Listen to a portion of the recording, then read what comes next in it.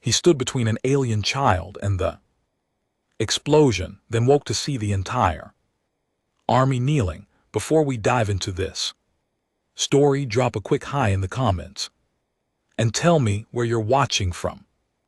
It really helps support the channel. The metallic corridors of the Vexorian warship hummed with the low vibration of failing systems, sparks cascading from ruptured conduits as chaos spread through every level. Ethan Cole, a maintenance technician assigned to the diplomatic exchange vessel, stumbled through the smoke-filled passageways. His yellow safety vest now torn and blackened with soot. What should have been a routine repair assignment had become a nightmare when extremist factions from both human and Vexorian forces decided to sabotage the fragile peace talks. The Vexorians were an ancient warrior race, their empire spanning 12 star systems with a military tradition that stretched back millennia. They stood nearly 8 feet tall with broad shoulders covered in iridescent scales that shifted from deep purple to midnight blue depending on their emotional state. Their faces were angular and severe with large golden eyes that could see across multiple spectrums of light. For generations, they had been the unchallenged power in this sector of space until humanity arrived with their faster-than-light drives and their stubborn refusal to accept Vexorian dominance. The resulting Cold War had lasted 15 years, punctuated by skirmishes and diplomatic standoffs, until finally both sides agreed to meet aboard this neutral vessel to discuss terms of cooperation. Ethan had never wanted to be part of history. He was just a mechanic, good with his hands and better with machines than people. When the diplomatic corps put out the call for technical personnel to support the peace summit, he had volunteered mainly because the pay was triple his normal rate and he could send more money home to his sister and her kids. Now he was choking on a curate smoke, his toolkit scattered somewhere 3 decks below, wondering if he would ever see Earth again. The explosion that started everything had originated in the engineering section, deliberately set to cascade through the ship's power grid. Emergency bulkheads had slammed down across multiple sections, trapping personnel in isolated pockets throughout the vessel. Ethan had been working on a recalcitrant air circulation system when the blast hit, throwing him against a wall and filling his ears with the screaming alarm klaxons. When he regained his senses, he found himself cut off from the main evacuation routes, with fires spreading through the maintenance corridors and the ship's artificial gravity fluctuating wildly. He moved carefully through the debris, his breathing labored in the thickening smoke. The emergency lighting cast everything in a hellish red glow. Somewhere ahead he could hear the distinctive sound of Vexorian battle armor, the heavy footfalls of soldiers moving through the chaos. He pressed himself against the wall, uncertain if they were friendly forces or part of the extremist faction that had triggered this disaster. The armor passed by without detecting him, and he waited until the sound faded before continuing. Then he heard it, a sound that made his blood run cold, a child crying. Ethan froze, listening intently. The sound came from somewhere ahead, down a side passage that led toward the diplomatic quarters. He knew that several Vexorian families had been brought aboard for the summit, a gesture meant to demonstrate trust and commitment to peace. The presence of civilians, especially children, was supposed to make both sides more careful, more invested in making the negotiations work. Now those same families were trapped in a burning ship. The crying grew louder as he approached, and he could hear the terror in those small sounds. Every instinct told him to find an escape pod to get off this dying ship while he still could, but his feet kept moving forward. Drawn by that sound of fear and helplessness, he rounded a corner and stopped short. A Victorian child sat huddled against the wall, probably no more than 6 years old by human standards. Her scales were a lighter shade of purple than the adults, almost lavender in the emergency lighting. She wore a small ceremonial robe that was now torn and stained with ash. Her golden eyes were wide with terror, tears streaming down her angular face. Behind her, the corridor ended in a sealed emergency bulkhead, and to her left, fire raged where a power conduit had ruptured completely. Then Ethan saw what had made his blood cold. Wedged against the bulkhead, sparking and hissing with barely contained energy, was a plasma charge. He recognized it immediately. From his technical training, it was military grade, probably placed by the saboteurs to ensure maximum damage to this section. The casing was cracked, its safety protocols compromised. The charge was going to explode, and soon. When it did, it would vaporize everything within 30 m and cause a whole breach that would vent this entire section to space. The child saw him and made a small sound of fear, pressing herself further against the wall. To her, Ethan was one of the aliens, one of the humans that her people had been taught to fear and distrust. He held up his hand slowly, making himself as non-threatening as possible. He called out to her, keeping his voice calm and soft despite the fear hammering in his chest. "I am not going to hurt you. I am here to help." The child did not respond. Could not respond. She probably did not speak any human languages, but she watched him with those enormous golden eyes as he moved slowly closer. The plasma charge gave a sharp crack, and a new shower of sparks erupted from its damaged casing. Ethan estimated he had maybe 2 minutes before it blew, possibly less. He needed to get the child to safety, but the fire blocked the only other corridor, and the bulkhead behind her was sealed tight. There were no other exits, no convenient ventilation shafts or access panels.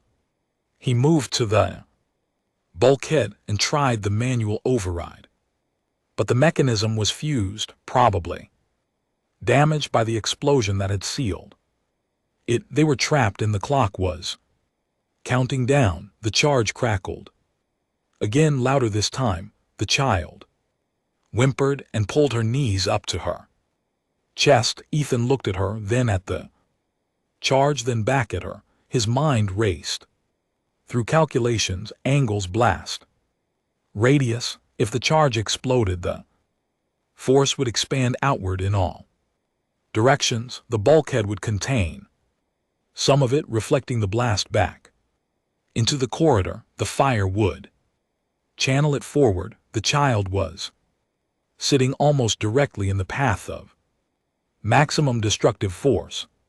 But if something were between her and the blast, something to absorb and deflect that initial wave of superheated plasma, she might survive. The bulkhead behind her might hold long enough for rescue teams to cut through. It was not much of a chance, barely a chance at all, but it was something. Ethan had never thought of himself as particularly brave. He had never been in the military, never fought in any of the border skirmishes between humans and Vexorans. He fixed air conditioning units and repaired whole seals. He liked old movies and spicy Food and video games. He had a sister who needed him, nephews who called him Uncle E and asked him to show them pictures of spaceships. He had every reason to try to save himself, to run,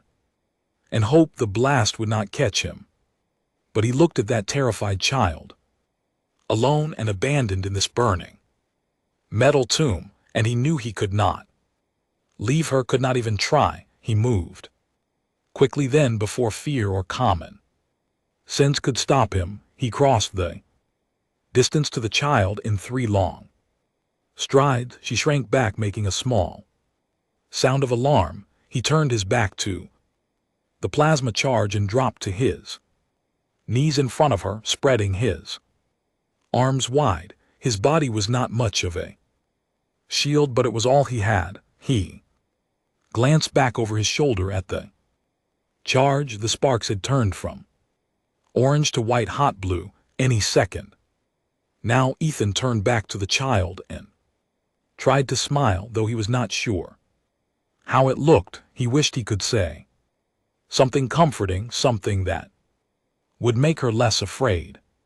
But there was no time and no shared language, so he just stayed there on his knees with his arms spread wide, a human barrier between her and death. The child stared at him, confusion replacing some of the fear in her golden eyes. She did not understand what he was doing, why this alien creature had placed itself between her and danger. The plasma charge reached critical instability with a sound like tearing metal and exploding stars. The blast wave hit Ethan with the force of a freight train moving at light speed. Heat beyond measure washed over him. Through him, he felt his skin burning, his lungs searing. The explosion picked him up and slammed him backward, and everything became pain and fire and brilliant white light.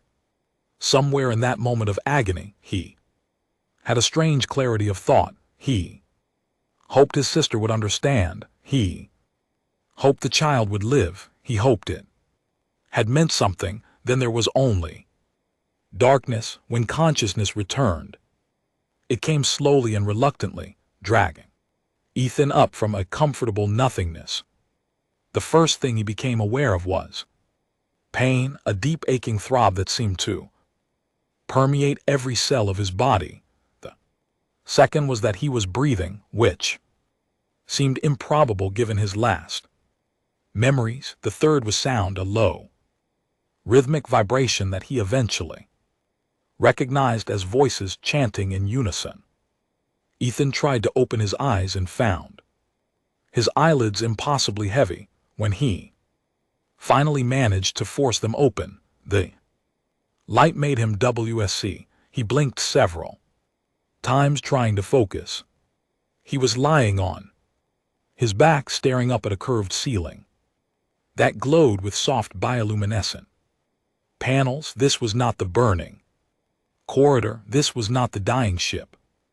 This was a medical facility, clean and quiet and alive with monitoring equipment. He turned his head slowly, fighting waves of dizziness.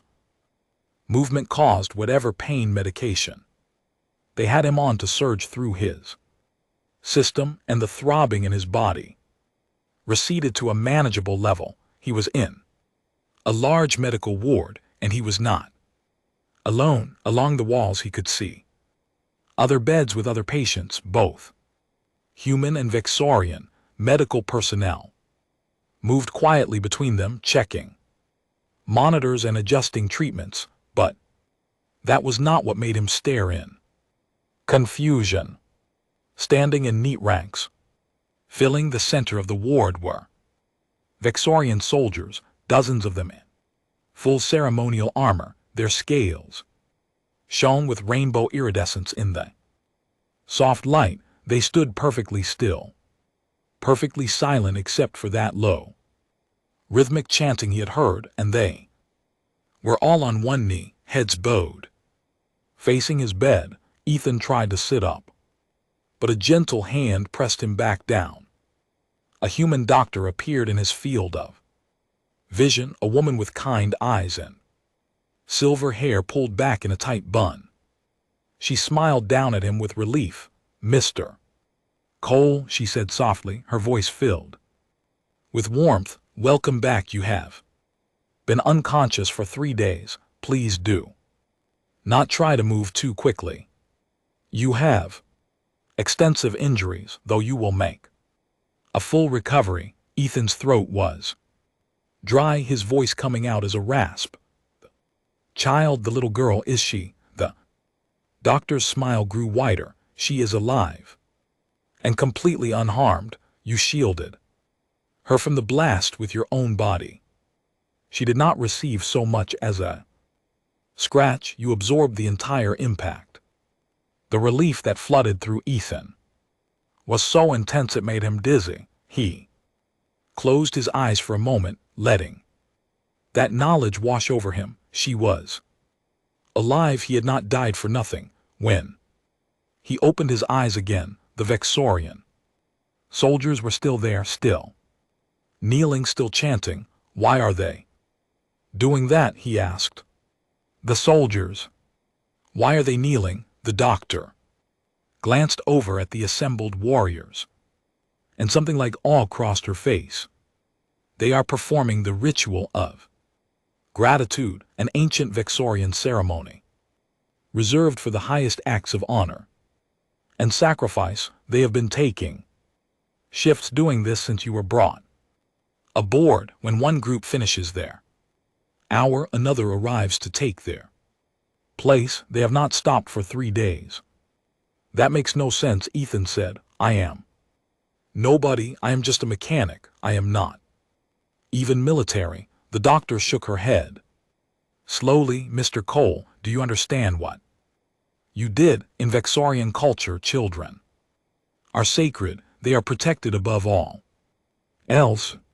The deliberate targeting of a child is considered the most heinous of crimes, punishable by the complete destruction of the offender's entire bloodline. But the willingness to sacrifice one's own life to save a child, especially a child not of your own species, that is considered the highest possible demonstration of honor. You did not just save that little girl. You demonstrated a moral courage that the Vexorian people thought humans incapable of possessing." Ethan did not know what to say to that. He looked at the kneeling soldiers, at their bowed heads and their rainbow scales. "You said the ship was dying. How did we survive? How did anyone get out?" "The ship did not survive," the doctor replied. "The explosion you shielded the child from triggered a cascade failure.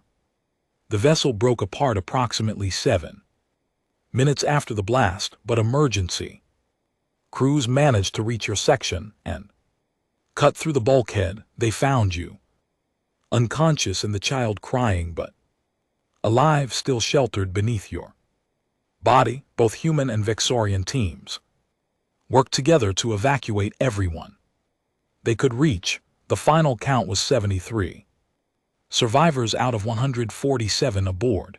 It could have been far worse. Ethan absorbed this information slowly. "What about the peace talks, the summit?" The doctor's expression grew serious. "The sabotage was the work of extremist factions on both sides, groups that wanted the war to continue. But your actions, Mr. Cole, have had consequences they did not anticipate.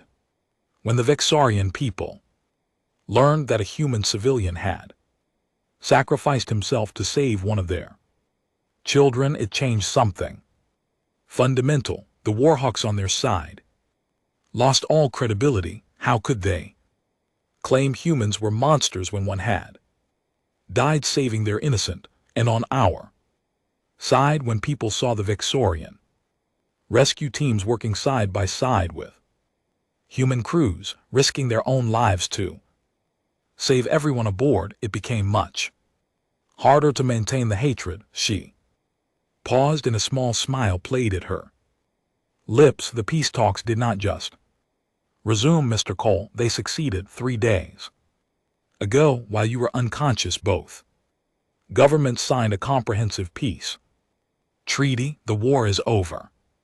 And it is over largely because you showed both sides that the other was capable of honor, of sacrifice, of caring for life beyond their own species. Ethan stared at her, trying to process what she was saying. He had just been trying to save a scared kid. He had not been thinking about politics or peace treaties or the grand arc of history. He had just done what any decent person would do when confronted with a helpless child in danger. The idea that this simple act had somehow ended a 15-year Cold War seemed impossible, absurd. I did not do anything special, he said quietly. Anyone would have done the same. Doctor shook her head firmly. No, Mr. Cole, most people like to think they would, but when faced with certain death, instinct takes over. Self-preservation is the most powerful drive in any living being. You overrode that instinct. You chose death over watching a child die. That is rare, regardless of species. Movement near the entrance to the ward caught Ethan's attention. The rows of kneeling soldiers parted smoothly, creating a corridor. Down the center, through that corridor, walked a Vexorian who stood even taller than the others, his ceremonial armor more elaborate, his scales a deep royal purple shot through with veins of silver. He moved with the assured grace of someone accustomed to command, but his face held an expression of profound emotion. Behind him walked a smaller figure, a Vexorian child in a fresh ceremonial robe of white and gold.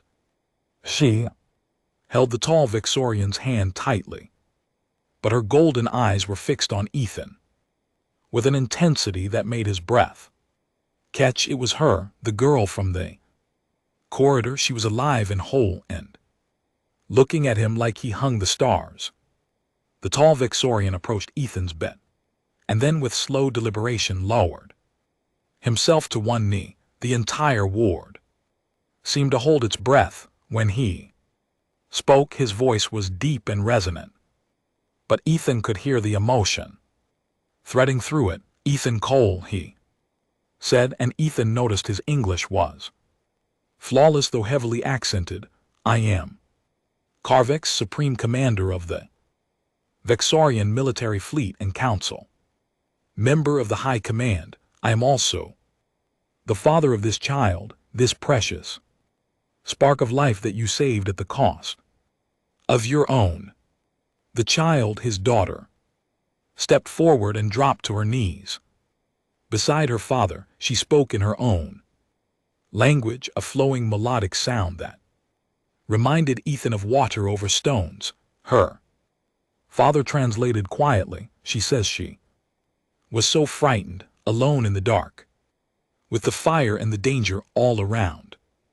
She says she thought she was going to die, that her life was ending before it truly began. Then you came, she says, a human who she had been taught to fear. But you did not harm her. You put yourself between her and death, she says. She will never forget your face in that last moment before the explosion. How you tried to smile at her even though you were terrified. She says you gave her your life so she could keep hers. Carvex's voice broke slightly on the last words. He paused, collecting himself, then continued. In our culture there is a concept called the life debt. When one person saves another's life through personal sacrifice, a sacred bond is formed that transcends normal social relationships. But what you did goes beyond even that ancient tradition. You had no obligation to my daughter. She was not your responsibility, not your concern. You could have fled should have fled and no one would have judged you, but you stayed, you chose her life. Over yours, he reached out with one massive hand and gently took Ethan's much smaller hand in his. The scales felt smooth and cool against Ethan's skin. Carve said, his voice thick with emotion. I have spent 40 years as a warrior. I have commanded fleets in battle. I have faced death and dealt death. I have seen courage in many forms, but I have never in all those years witnessed an act of pure heroism than what you did in that burning corridor. You were unarmed, untrained in combat, facing certain death, and you did not hesitate. You did not calculate odds or weigh your chances. You simply acted because it was right. The Supreme Commander rose to his feet, still holding Ethan's hand, and his voice rang out clearly through the ward. By the ancient laws of our people and the authority vested in me by the High Command, I declare Ethan Cole to be a guardian of the light, the first human ever to receive this honor. He is to be accorded all rights and privileges of the highest Vexorian nobility. His name will be inscribed in the Hall of Eternal Heroes on our home world, and his actions this day will be taught to our children and our children's children, so that they may know the true meaning of courage. The assembled soldiers rose as one and began a new chant, louder and more forceful than before. The sound filled the ward, reverberating off the walls. The doctor stepped back, her eyes shining with tears. Carvex's daughter moved forward and placed something small and warm in Ethan's free hand. He looked down to see a crystal pendant on a silver chain glowing softly with inner light. This is the Star of Valor, Carvex explained. There are only 17 existence awarded throughout our entire history to those who have demonstrated incomparable bravery.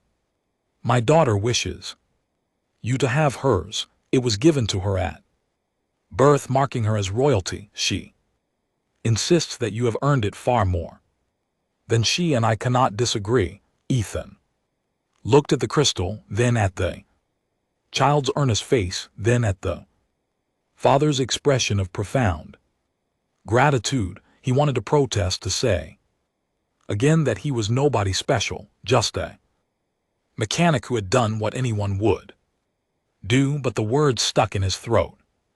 These people, this entire culture, saw his actions through a lens he could not fully understand. To them, what he had done was not just heroism, but a kind of sacred act that transcended normal understanding. He closed his fingers around the crystal and managed a weak nod. The child's face lit up with joy, and she spoke rapidly in her own language.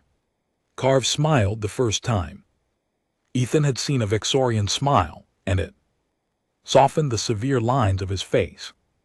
She says, you are now her brother, bonded by fire and sacrifice. She says that when she grows up, she will tell everyone about the brave human who gave his life so she could keep hers. She says you are proof that humans and Vexorans can be more than allies. We can be family. Family. The words settled into Ethan's chest with surprising weight. He thought about his own family, his sister and her kids waiting for him back on Earth. He had volunteered for this assignment, thinking only of the money, of being able to provide for them better. He had never imagined becoming part of something larger, something that might actually change the course of history.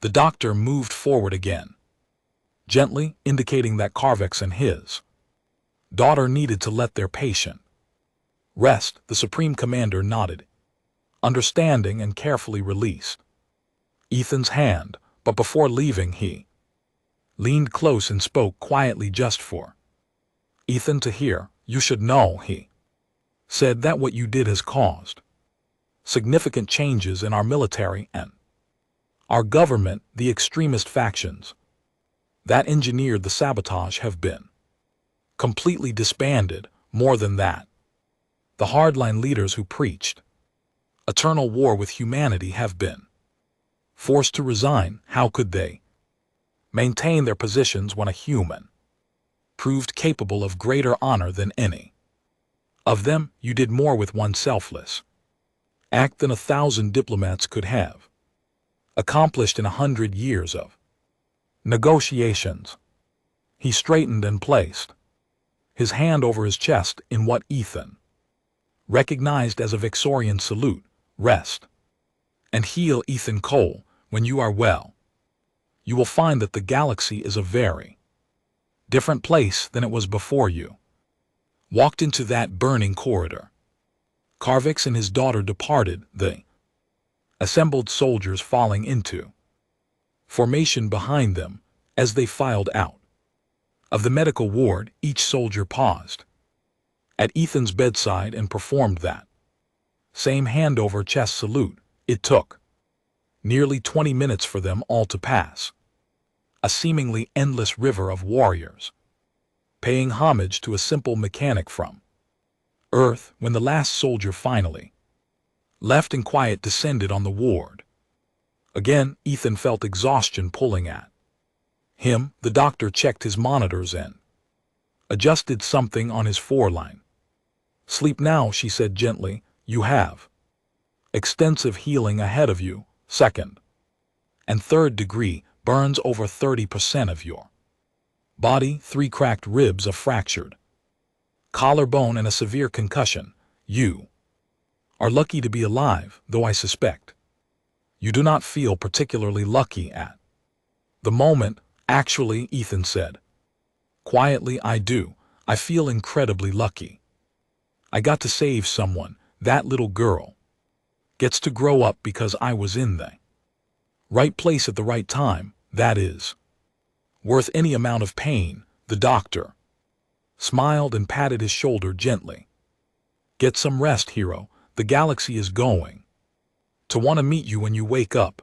As Ethan drifted toward sleep, his fingers still wrapped around the glowing crystal pendant, he thought about what Carvix had said. The galaxy was a different place now.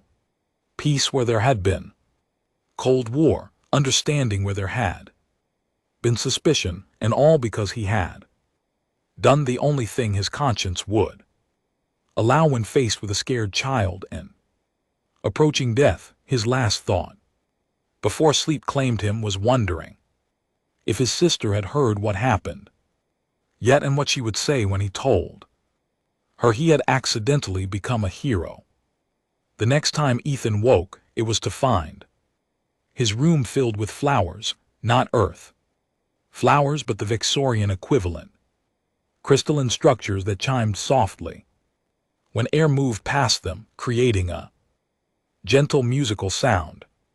They covered every available surface, hanging from the ceiling in delicate nets, standing in tall vases on the floor, creating a forest of glass and light that transformed the medical ward into something magical. A nurse, human this time, noticed him stirring and came over with a smile. Mr. Cole, you are awake. Good, you have visitors waiting. Quite a lot of visitors, actually. The waiting room has been full for 2 days. Everyone wants to meet the man who ended the war. I did not end anything, Ethan protested, his voice stronger now, though still rough. I just tried to save a kid. Nurse's smile turned knowing. Well, the galaxy disagrees with your assessment. You are the most famous human alive. Right now, both Earth and Victoria have declared you a hero. There are calls for statues, holidays in your name. The works, the diplomatic corps wants to give you a medal. The Victorian High Command wants to adopt you into their nobility, and about 6,000 news agencies Want interviews? Ethan groaned and closed his eyes. That sounds exhausting. The nurse laughed. Well, you do not have to deal with any of it until you are healed. Doctor's orders, but there are a few people who have been waiting very patiently and whom I think you might actually want to see. She moved to the door and made a gesture. A moment later, a woman rushed in, her face streaked with tears. Ethan recognized her instantly and felt his own eyes burning. Sarah, he said, and his voice broke on her name. His sister crossed the room in seconds and very carefully wrapped her arms around him, mindful of his injuries. She was sobbing openly now, her whole body shaking. You idiot, she said into his shoulder. You beautiful, brave, stupid idiot. When they told me what happened, when they said you were dying, I thought I lost you. I thought my kids were going to grow up without their uncle. I thought I would never see you again. I'm okay, Ethan said, hugging her back as tightly as he dared. I am alive. I'm going to be fine. Sarah pulled back and looked at him, her eyes red but fierce. They showed me the footage, she said, from the ship's security cameras. They showed me what you did standing between that child and the explosion. Ethan, that was the bravest and most terrifying thing I have ever seen. I do not know whether to hug you or hit you for taking such a risk. I'm sorry, Ethan said. I did not mean to scare you. I just could not leave her. You understand, right? If it had been one of your kids, you would have done the same thing. Sarah's expression softened and she nodded slowly. Yes, she said quietly. Yes, I would have. And that is why I am not angry, just terrified and grateful, and so incredibly proud of you. I cannot stand it. Behind her, two small faces peeked around the door frame. Ethan's nephews, 8-year-old Marcus and 6-year-old Tyler, stared at him with wide eyes. Sarah beckoned them forward and they approached cautiously, as if afraid he might break. Uncle E. Marcus said in a small voice, are you okay? Mom said you were really hurt. I'm getting better, Ethan assured him. The doctors here are really good. I will be up and around in no time. Tyler, the younger boy, was staring at the crystal pendant still hanging around Ethan's neck. Is that magic? He asked with the absolute seriousness only a 6-year-old could muster. Kind of, Ethan said with a smile. It was a gift from the little girl I helped. She is a princess. Actually, a real alien princess. Both boys' eyes went even wider. You saved a princess, Marcus breathed. Uncle E, you are like a real superhero. I am not a superhero, Ethan protested. I am just your uncle who fixes air conditioners and sometimes does the right thing. Sarah squeezed his hand. To them, you are a superhero. To a lot of people, you are. You're going to have to get used to that. They visited for another hour, filling Ethan in on everything that had happened in the 3 days he had been unconscious. The news coverage had been relentless, with every major outlet on both Earth and Victoria running the story. The video footage from the ship's security cameras had gone viral, showing Ethan's final moments before the explosion with heartbreaking clarity. Both governments had fast-tracked the peace treaty in the wake of public outcry, with citizens on both sides demanding an end to hostilities after witnessing such a powerful demonstration of cross-species compassion. When visiting hours ended and Sarah had to take the boys back to their temporary quarters on the station, Ethan was left alone with his thoughts. The crystal pendant on his chest pulsed with soft light in time with his heartbeat, a constant reminder of what he had done and who he had saved. He thought about Carvix's daughter, about those golden eyes filled with terror transforming to confusion, and then wonder if she realized what he was trying to do. He thought about that moment when the blast hit, the certainty that he was going to die, and the strange peace that had come with knowing it was for something worthwhile. He had never thought of himself as particularly courageous. Growing up, he had been the quiet kid who avoided confrontation, who preferred fixing things to fighting over them. In school, he had been neither the strongest nor the smartest, just average.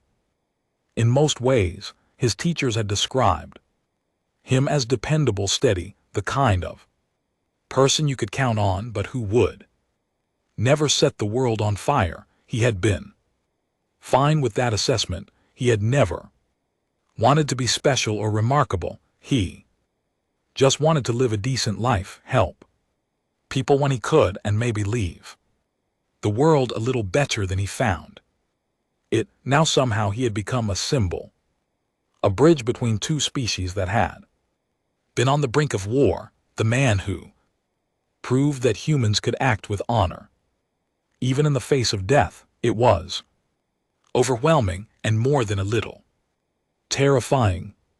Over the next week, as Ethan's body slowly healed, the truth of Sarah's words became increasingly apparent. The galaxy wanted to meet him, wanted to thank him, wanted to honor him in every way imaginable. The Vexorian High Command sent a delegation that included 3 council members, each of whom spent hours telling him about the impact his actions had on their society.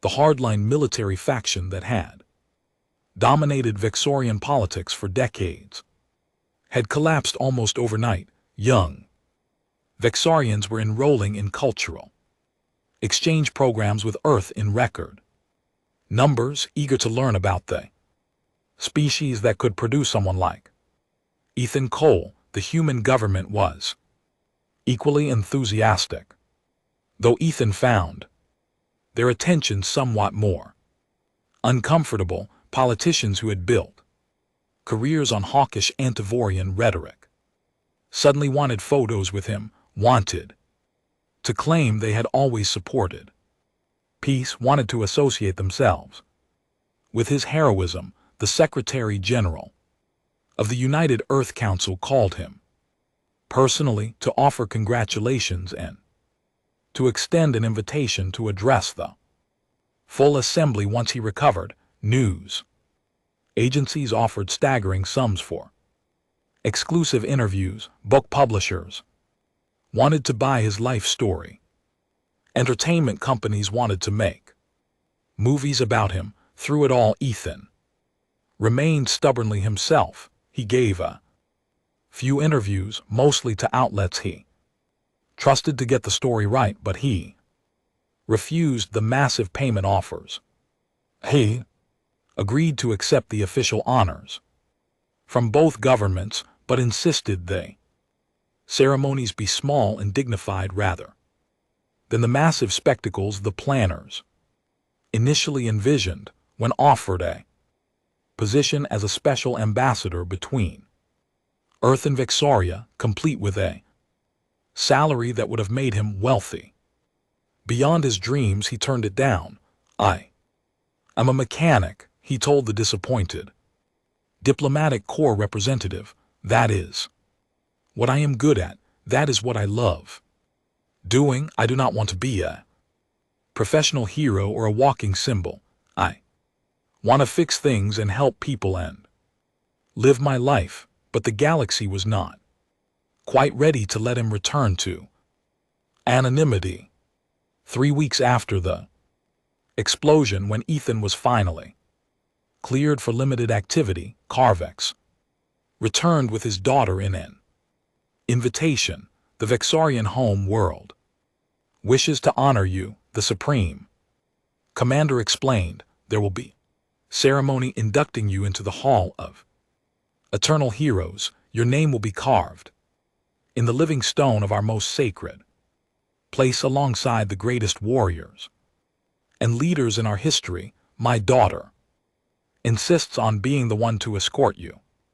She has been asking about you every day, wanting to know when you would be well enough to visit. The child whose name Ethan had learned was Thessa stood beside her father with barely contained excitement. She had been taking intensive English lessons and could now communicate in simple sentences, though her accent made some words difficult to understand. Please come, she said earnestly. I want to show you my home. I want everyone to meet my brother. Ethan looked at her bright golden eyes and found he could not refuse, despite everything he had said about not wanting to be a symbol. He could not deny this child who he had saved. If she wanted to show him off to her people, wanted the galaxy to see him honored in the way her culture deemed appropriate, then he would endure it for her sake. The trip to Vexaria took 2 days aboard a high-speed diplomatic vessel. Ethan spent most of the journey in his quarters, still recovering from his injuries and trying to mentally prepare for what awaited him. Sarah had wanted to come along, but he had convinced her to stay on the station with the boys.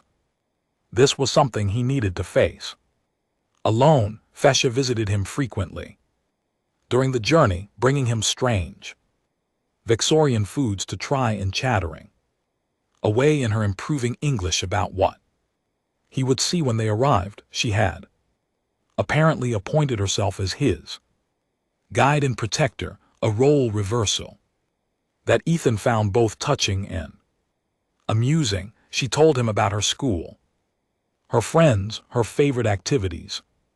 She was learning to paint, she said, and wanted to make a picture of him to hang in her room. She had already made several attempts but could not quite capture his face the way she remembered it from that moment in the corridor when Ethan asked her what she remembered. From that day, Thesha grew quiet and thoughtful. Her young face took on a gravity beyond her years. I remember being so scared, she said slowly. I thought the fire was going to eat me. I thought I was going to die alone in the dark. Then you came. At first I was more scared because you were human, and Father always told me humans were dangerous, but then you knelt down and spread your arms and I understood. You were going to protect me. You were going to be my shield. She reached out and touched the pendant around Ethan's neck. I knew what was going to happen. I knew the bright thing on the wall was going to explode. I tried to tell you to run, but you do not speak our language. You just smiled at me and stayed. When the explosion came, it was so loud and bright. I closed my eyes and felt the heat, but it did not touch me. You took it all. Her golden eyes filled with tears. When the soldiers came and pulled the metal away, I saw you lying there. Your back was all burned and you were not moving. I thought you were dead. I thought you died saving me. I cried and cried. I told the soldiers to save you, that you were a hero. They took us both away and I did not see you again until you woke up in the medical place. She wiped her eyes with the back of her hand. Father says I am alive because of you. He says I get to grow up and go to school and maybe have my own children someday because you chose to die for me. He says that is the most precious gift anyone has ever given our family. He says I have to remember it always and honor it by living a good life. Ethan found his own eyes burning. He pulled Thesha into a gentle hug. You do not have to do anything Special, he said softly, just be. Happy, just live your life and be kind. To others, that is enough, that is. More than enough. When the ship finally entered orbit around Vexoria, Ethan pressed his face to the observation window like a child. The planet was beautiful, its surface a swirling mixture of deep purples and blues with vast oceans that sparkled like jewels. Cities glittered across the continents, their architecture vertical and elegant, reaching toward the sky in graceful spirals. It was alien and strange and magnificent. The ceremony was scheduled for the following day, giving Ethan time to rest and acclimate. Carvix had arranged for him to stay in the palace, an enormous structure that grew organically from the living rock of a mountain. The guest quarters they provided were larger than Ethan's entire apartment back on Earth, with windows that looked out over a city of millions. That night, unable to sleep due to nervousness and the unfamiliarity of his surroundings, Ethan stood at the window and watched the city lights. He thought about how he had gotten here, the strange chain of events that had led a simple mechanic from Earth to a palace on an alien world. If someone had told him 3 months ago that he would end a war and become a hero to 2 species, he would have thought them insane. A gentle knock on his door pulled him from his reverie. When he opened it, he found Thessa standing there in sleep clothes, her father behind her looking apologetic. She could not sleep. Carvix explained. She insisted on checking that you were comfortable and had everything you needed. She worries about you. I am fine, Ethan assured them, both just a little nervous about tomorrow. Thea looked up at him with concern. Will there be many people, she asked. Carvix answered before Ethan could. The ceremony will be broadcast across the entire planet. Approximately 4 billion Vexarians will be watching. There will be representatives from every major world in the region. It will be, he said with a slight smile, quite large. Ethan felt his stomach drop. 4 billion. He had known the ceremony would be significant, but somehow the actual number made it real in a way it had not been before. Fesha must have seen the fear on his face, because she reached out and took his hand. Do not be scared, she said earnestly. I will be with you. I will not let anything bad happen to you. It is my turn to protect you now. The simple sincerity of her words, the role reversal of this child promising to keep him safe, made Ethan smile despite his nerves. Thank you, he said. That makes me feel better, satisfied that he was well. Thessa allowed her father to lead her back to bed, but she paused at the door and looked back. Uncle Ethan, she said, using the title she had adopted for him. Thank you for not running away. Thank you for staying with me. Ethan nodded, not trusting his voice. After they left, he returned to the window and stood there for a long time, watching the alien city and thinking about choices and consequences and the strange ways that courage could change the world. The next morning dawned clear and bright. Servants arrived early to help Ethan dress in the formal attire that had been prepared for him, a combination of human and Vexorian styles that somehow managed to look both elegant and comfortable. The crystal pendant hung prominently on his chest, catching the light and casting rainbow patterns across the walls. When it was time, Carvix and Thessa came to escort him. The Supreme Commander wore his full ceremonial armor, every plate polished to a mirror shine. Fesh wore a formal gown in white and gold, her scales groomed until they shimmered with Iridescent beauty, she took Ethan's hand, without hesitation, and smiled up at him. "Ready?" she asked, "as I will ever be." Ethan replied. They walked through the palace, down corridors carved from living stone and decorated with tapestries, showing Vexorian history. Guards snapped to attention as they passed, saluting with their hands over their chests. Servants bowed low. Everyone they encountered looked at Ethan with expressions of profound respect.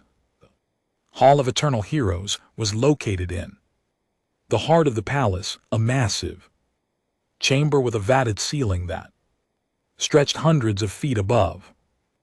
Walls were carved from a single piece of stone that seemed to glow from within, and across those walls were inscribed thousands of names in flowing Vexorian script. Each name represented a hero, warrior, a leader who had done something extraordinary in service to their people. The hall was packed with Vexorians, representatives from hundreds of worlds and factions. They stood in respectful silence as Ethan entered, parting to create a path straight to the center of the chamber. At the far end, on a raised platform, stood the entire High Command, 7 of the most powerful individuals in the Vexorian Empire. They wore robes of office in deep purple, trimmed with silver, and their scales had been marked with ceremonial paint and patterns that denoted their rank and achievements. Ethan walked forward, Vesh's hand still firmly gripping his. Carvix on his other side. The silence was absolute, broken only by the soft sound of their footsteps. When they reached the platform, Carvix guided him to stand in the center while Thessa took her place with the other members of the royal family. The eldest member of the High Command stepped forward. His scales were faded with age, his eyes holding the weight of decades of leadership.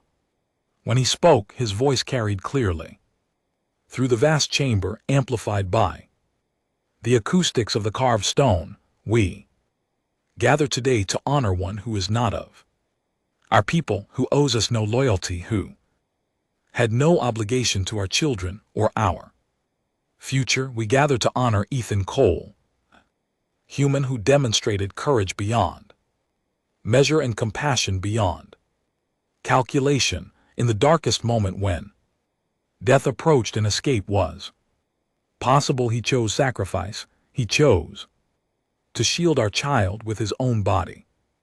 He chose to die so that she might live." The elder turned to face Ethan directly. "Ethan Cole, by your actions you have shown us that honor knows no species. You have taught us that courage can be found in the most unexpected places. You have proven that the bonds between intelligent beings can transcend history, politics, and even self-preservation. You gave us the most precious gift any being can give. You gave us the life of our child, purchased with what you believed was your own." He lifted a long crystalline blade, its surface etched with flowing script. "This is the blade of names, used for over 3,000 years to inscribe the heroes of our people into eternal memory. Today, for the first time in our history, we will use it to inscribe the name of one not born of Vexoria." The elder approached the wall behind the platform, where a section of stone remained unmarked, reserved for new heroes. He pressed the blade against the glowing surface and began to carve. The script flowed from the blade in lines of light, burning themselves permanently into the stone. Ethan could not read the Vexorian letters, but he watched as his name took shape in an alien language, becoming part of a legacy that stretched back millennia. When it was done, the elder turned back to Ethan and spoke words in the Vexorian language, formal and rhythmic, then he translated into English by the ancient customs of our people and the authority vested in this council. We declare Ethan Cole to be guardian of the light, protector of the innocent, shield of the future. His name is now bound to ours. His legacy is now part of our history. His courage is now our example. The entire assembly dropped to one knee in perfect unison. 4 billion watching across the planet, millions more across allied worlds, all bearing witness to this moment. The elder remained standing and placed hand over his chest in salute. Ethan Cole, we thank you. Our children thank you. Our future thanks you. You have given us something we desperately needed. You have given us hope that our species and yours can build something better together. You have shown us that the measure of a person is not found in their species or their strength, but in what they choose to do when faced with impossible circumstances. He gestured to the wall, to the glowing script of Ethan's name among the heroes. This will remain as long as our civilization endures.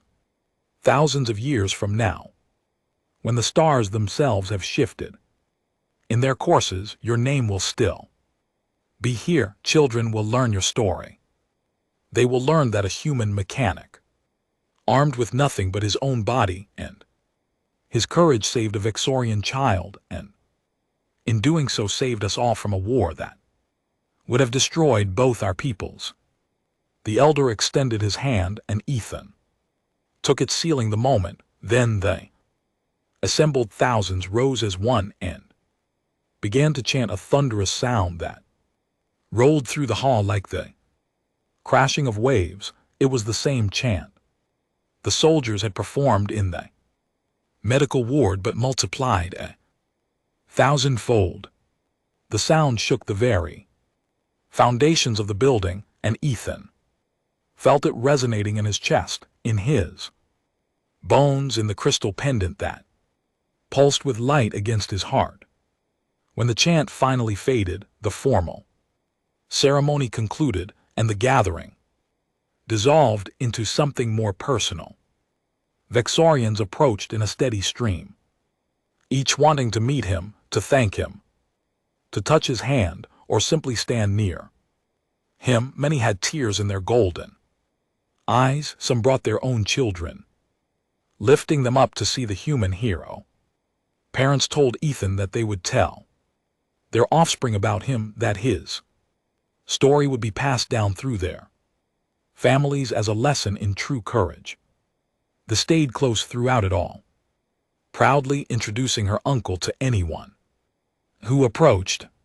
She had appointed herself as his guardian for the day, taking her self-assigned role very seriously. When she saw him beginning to tire from the constant attention, she politely but firmly informed people that he needed rest, clearing space around him with the imperious authority only a child could muster. As the day wore on, and the crowds finally began to thin, Carvex approached with several members of the High Command. Ethan Cole, the Supreme Commander, said formally, "We have been discussing matters of great importance. The peace treaty between our peoples is now signed and ratified, but much work remains to build true understanding and cooperation. We would like to propose the creation of a new institution, a joint cultural exchange academy where young humans and Vexorans can learn together, can build friendships, can create the foundation for a lasting alliance." One of the council members stepped forward. "We would like to name this academy after you," she said. "The Ethan Cole Institute for Enterprise Understanding. It would be a living monument to what you represent, a place where your example of cross-species compassion could inspire generations to come." Ethan felt overwhelmed by the proposal, an entire institute named after him, teaching thousands of students. It was far beyond anything he had imagined, but looking at Thessa standing beside him at her hopeful, golden eyes, he realized he could not refuse.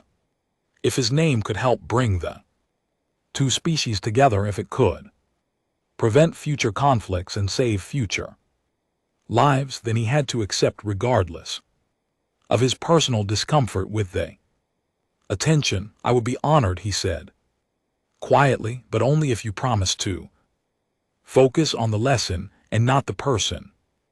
I do not want students learning to worship a hero. I want them learning to act with courage when it matters, to value life across all species, to choose compassion over fear. Can you promise me that? Carve nodded solemnly. You have our word. The Institute will teach your actions, not your legend. It will encourage students to find their own courage, not to simply admire yours. Then yes, Ethan said, I accept. Council members looked pleased, and one immediately began discussing plans and timelines, but Carvix held up a hand. There will be time for details later. Today is for celebration. Tonight there will be a feast in Ethan Cole's honor. The entire palace is preparing, and representatives from Earth have arrived to join us. It will be a proper merging of our cultures, the first of many such occasions, we hope. The feast that night was indeed spectacular. Long tables filled the palace's grand hall, laden with dishes from both Earth and Vexoria. Humans and Vexorans mingled freely, the initial awkwardness giving way to genuine curiosity and warmth. Music played, a blending of human and Vexorian instruments that created something entirely new and beautiful. Ethan found himself seated at the head table between Carvex and the human Secretary General, who had traveled all the way from Earth. For the ceremony, Fesh sat on his other side, having refused to be separated from her uncle. Even for the formal dinner, she ate with careful dignity, wanting to show the adults that she belonged at the important table. During the meal, the Secretary General leaned close to Ethan and spoke quietly. Mr. Cole, I want you to know that what you have done extends far beyond saving one child or even ending the Cold War with Vexoria. You have given humanity something we desperately needed. You have given us a story that reminds us of our own capacity for good in an age where we sometimes struggle to see hope. You have become a beacon. She paused, choosing her words carefully. I know you do not want to be a symbol or a legend. I understand your desire to return to your normal life, but I hope you understand that you have become something larger, whether you wanted to or not. Children on Earth are already playing games where they pretend to be Ethan Cole, the brave mechanic who saved the alien princess. Schools are teaching your story in their ethics classes. You have inspired millions to be better, to act with more courage and compassion. I'm still just a mechanic, Ethan said softly. I still prefer working with my hands to making speeches. I still get nervous in crowds. Saving the does not change who I fundamentally am. The Secretary General smiled. No, but it revealed who you fundamentally are. That is the difference. You did not become brave that day. You simply showed the courage you always possessed when circumstances demanded it. Across the table, Carvex raised his glass and called for attention. The conversations gradually faded as everyone turned to listen to the Supreme Commander. Toast, Carvex announced to Ethan Cole. who proved that the highest virtues are not the exclusive domain of any one species, to the man who valued the life of a child he did not know over his own survival, to the hero who ended a war, not with weapons but with an act of pure selfless love. The entire hall rose and lifted their glasses, humans and Vexorians together, their voices joined as they repeated the toast and drank deeply. Ethan felt his face burning with embarrassment but managed to smile and nod his thanks. Beside him, Thesa tugged on his sleeve. When he leaned down, she whispered in his ear, "You are a very important person now, Uncle Ethan, but you are still my uncle first. Promise you will not forget me when you go back to Earth." Ethan pulled her into a gentle hug. "I could never forget you," he whispered back. "You are stuck with me forever. That is what family means." The little girl beamed and settled back into her chair, satisfied. The celebration continued late into the night. Musicians played, dancers performed traditional routines from both cultures, and speeches were made by dignitaries praising the new era of cooperation. Through it all, Ethan felt a strange duality. Part of him was overwhelmed and uncomfortable with the attention, wanting nothing more than to escape to somewhere quiet, but another part, a part he had not known existed before that day in the burning corridor, felt a quiet satisfaction. He had done something that mattered. He had made a choice that saved a life and changed the course of history. Whether he wanted the attention or not, he could not regret the action that had caused it. In the weeks that followed, as Ethan slowly returned to something resembling normal life, the full scope of what had changed became clear. The Joint Cultural Exchange Academy was fast-tracked through both governments, with construction beginning on campuses on both Earth and Vexoria. Applications flooded in from young people eager to be part of the first generation to study across species lines. The program was oversubscribed by a factor of 50, forcing the creation of additional facilities to handle the demand. Ethan attended the groundbreaking ceremony for the Earth campus held in Geneva, where the peace treaty had been signed. Sarah and his nephews came with him, and he gave a short speech about the importance of understanding over fear, of compassion over conflict. It was broadcast across human space and received millions of positive responses. Despite his discomfort with public speaking, Ethan found himself doing more of it, accepting select invitations to talk about his experience and what it had taught him about courage and choice. He also maintained regular contact with Thessa and Carvex. The little girl called him every week through the interstellar communication network, chattering about her school and her friends and the painting she was still working on. She had become something of a celebrity herself, the child whose rescue had sparked the peace. But Carvex and his family worked hard to give her as normal a childhood as possible, shielding her from the worst of the attention while still allowing her to speak about her experience when she wanted to. 6 months after the explosion, Ethan was invited back to Vexoria for the official opening of the Academy's main campus. He brought Sarah and the boys this time, wanting them to see what their uncle's actions had created.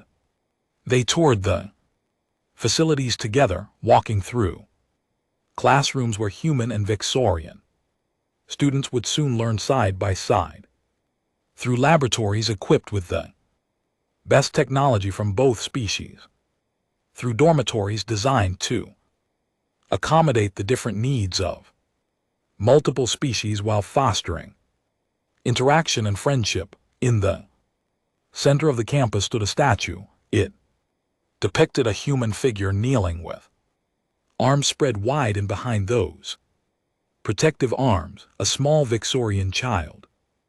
The sculpture was carved from the same glowing stone as the Hall of Eternal Heroes, and at its base was a plaque, both English and Victorian script. Ethan read the English version with tears in his eyes. Here stood a mechanic who became a hero not through strength of arms but through strength of heart. Here stood a human who valued one alien life above his own. Here stood a man who taught two species that courage knows no borders and compassion requires no common language. Let all who pass remember that the greatest acts of heroism often come from the most unexpected sources, and that anyone in the right moment can choose to be extraordinary. Marcus and Tyler stood on either side of the statue, looking up at it with awe. That is really you, Uncle E. Marcus said quietly. You are in a statue. It is not really me, Ethan said. It is an idea. It is a reminder to everyone who sees it that they have the capacity to do the right thing when it matters most. Tyler reached out and touched the stone. When I grow up, he said, I want to be brave like you. Ethan knelt down to his nephew's level. You do not have to wait until you grow up to be brave. You can be brave right now in small ways every day, standing up for someone, being bullied, telling the truth when it is hard, being kind when others are not. Those are all forms of courage. The big dramatic moment like what happened to me, that is rare, but the everyday courage to just be a good person, that is something everyone can practice. At the opening ceremony that afternoon, Ethan stood with Carvex and several human dignitaries to officially dedicate the campus. Thousands attended in person with millions more watching across both human and Victorian space. When it came time for Ethan to speak, he kept his remarks brief. I am not an educator or a diplomat or a warrior, he said. I'm a mechanic who made a choice. But what I have learned in the month since that day is that we all make choices every single day about what kind of people we want to be and what kind of galaxy we want to live in. This academy exists to help young people make those choices with wisdom and compassion. It exists to prove that our differences can be sources of strength rather than sources of conflict. He gestured to the statue behind him. That moment frozen in stone. It lasted only seconds, but what it represents, the willingness to protect the innocent at cost to ourselves, that is eternal. That is what binds civilized beings together, regardless of what species we belong to. I hope every student who walks through these doors will remember that their choices matter, that in the right moment any one of them could be the person who makes a difference, that heroism is not about being fearless, but about acting in spite of fear because something matters more than your safety. Ethan paused and looked out at the sea of faces, human and Victorian mixed together. I also hope you will remember that we are all someone's child. Fesh is Carvex's daughter. She is precious to her family, just as your children are precious to you. When I saw her in that corridor, I did not see an alien or a Victorian or the daughter of a supreme commander. I saw a scared kid who needed help. That is what I hope this academy will teach, to see each other not as aliens or strangers or potential enemies, but as people, as beings with families and dreams and the same fundamental desire to live and be safe, and maybe make the galaxy a little Better, he stepped back from the podium. To thunderous applause, Fesher rushed forward and hugged him tightly, and the cameras captured that moment, the alien child and the human hero embracing, a perfect symbol of what was possible when fear was set aside in favor of compassion. In the years that followed, Ethan Cole did eventually return to being a mechanic. He went back to Earth, back to fixing air conditioning systems and repairing hull seals, but he also served on the board of the academy that bore his name, helping to guide its development and ensure it stayed true to its mission. He gave occasional speeches, when asked, always emphasizing that heroism was a choice available to everyone rather than a special quality possessed by a few. He watched with pride as the first classes graduated from the Ethan Cole Institute, young humans and Vexarians who had forged friendships across species lines. Many of them went on to become diplomats, scientists, artists, and teachers who spread the message of cooperation. Further, the peace between humanity and Vexaria deepened and expanded with trade agreements and scientific collaborations, and cultural exchanges becoming routine. Fesh grew into a remarkable young woman, brilliant and compassionate, determined to honor her uncle's sacrifice by dedicating her life to building bridges between species. She became a prominent advocate for interspecies cooperation, traveling to dozens of worlds to speak about her experience and the human who had saved her. She finished her painting of Ethan, the one she had worked on for years, capturing not just his face, but the moment of choice, the instant when he decided that her life mattered more than his own. It hung in the academy's main hall, a reminder to every student of what they were there to learn. On the 15th anniversary of the incident, a joint ceremony was held on the site where the destroyed diplomatic vessel had been. A memorial floated in space, ring of crystalline panels that caught and reflected the light of nearby stars. Inscribed on those panels were the names of everyone who had died in the sabotage, along with the names of the rescue workers who had saved so many lives that day. Both human and Vexarian representatives attended, and Ethan was invited to dedicate the memorial. He stood on the observation deck of the ceremony ship, looking out at the slowly rotating ring of names. Sarah stood beside him, gray now threading through her hair. Marcus and Tyler were there too, both young men now. Marcus about to enter the diplomatic service, and Tyler planning to attend the academy named after his uncle. This memorial honors those who died and those who saved others, Ethan said when it came time to speak, but I wanted to also honor a different kind of courage. The courage of both our species to choose peace over war after generations of conflict. Courage to trust when trust seemed impossible. The courage to look at someone fundamentally different and see not a threat but a potential friend. He thought back to that day 15 years ago, to the burning corridor and the scared child and the impossible choice that had seemed so simple in the moment.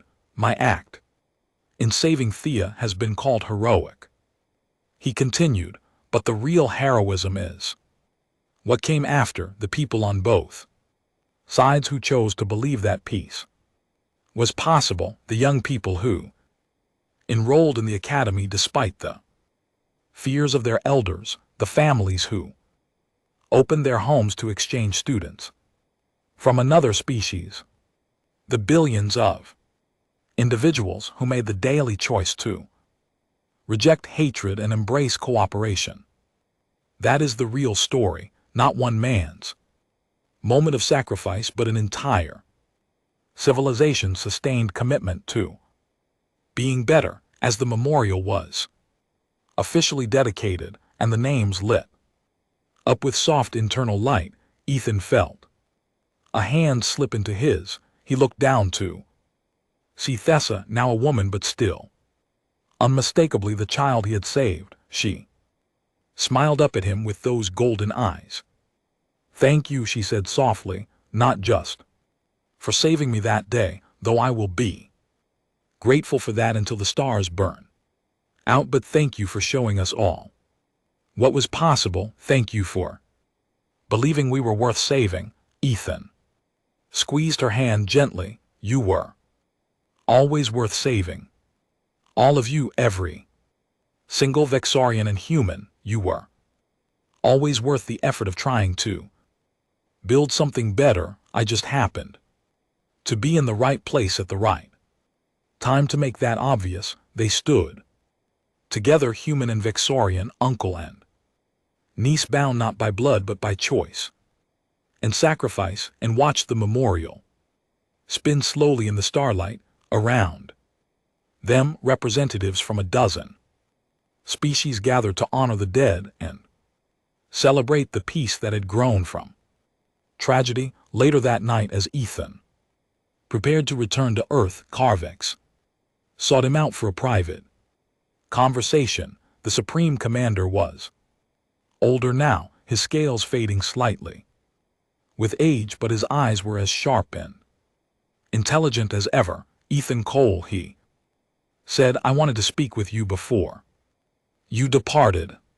15 years ago, you gave me the greatest gift any father could receive. You gave me my daughter's future, but what I have come to understand in the years since is that you gave all of us something equally precious. You gave us an example to aspire to. You showed us that the highest form of courage is not the willingness to kill for what you believe in, but the willingness to die protecting what you love." He placed his hand over his chest in the Vexorian salute. "I have been a warrior my entire life. I have commanded armies and won battles. I have been praised for my strategic brilliance and my tactical skill, but I will be remembered, if I am remembered at all, as the father of the child that Ethan Cole saved. And I consider that the highest honor I could possibly receive, because it means I am connected to you, to your legacy, to the example you set. Thank you, my friend. Thank you for showing us all what we could be." The two clasped hands, human and Vexorian, warrior and mechanic, bound together by the moment that had changed everything. As Ethan's ship pulled away from the memorial station and began the journey back to Earth, he stood at the observation window and looked out at the stars. Somewhere out there, young people from a dozen species were learning together at the academy that bore his name. Somewhere, humans and Vexorians were working side by side on projects that would have been unthinkable a generation ago. Somewhere, a little girl he had saved was now a woman working to make the galaxy better for everyone. He had never wanted to be a hero. He had just wanted to fix things and help people and live a decent life. In the end, he supposed he had done exactly that. He had fixed something that was broken, the relationship between two species. He had helped people, billions of them, by showing that cooperation was possible, and he had lived a decent life, one marked by a single moment of extraordinary courage, but defined by years of quiet dedication to making that moment matter. The crystal pendant still hung around his neck, glowing softly with internal light. He touched it gently and thought of Thessa, of her father, of all the people whose lives had been changed by a split-second choice in a burning corridor. He thought about how close he had come to not volunteering for that diplomatic mission, how easily he could have stayed home and someone else would have been the mechanic on that ship. How history could have unfolded so differently if he had been just a little more risk-averse, a little less concerned about the extra pay. But he had gone, and he had been there, and when the moment came, he had made the choice that seemed right, even though it cost him everything he thought he would have, and somehow, miraculously, he had survived to see the world that choice created.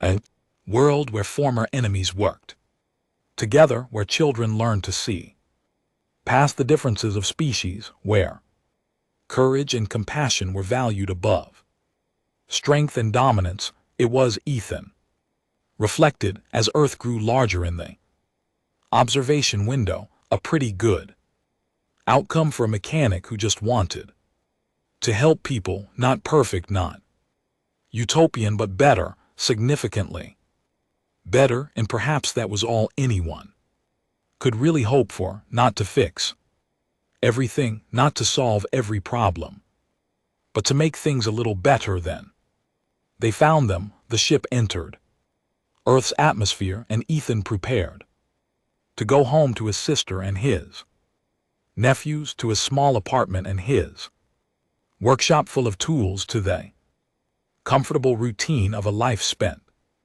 fixing things.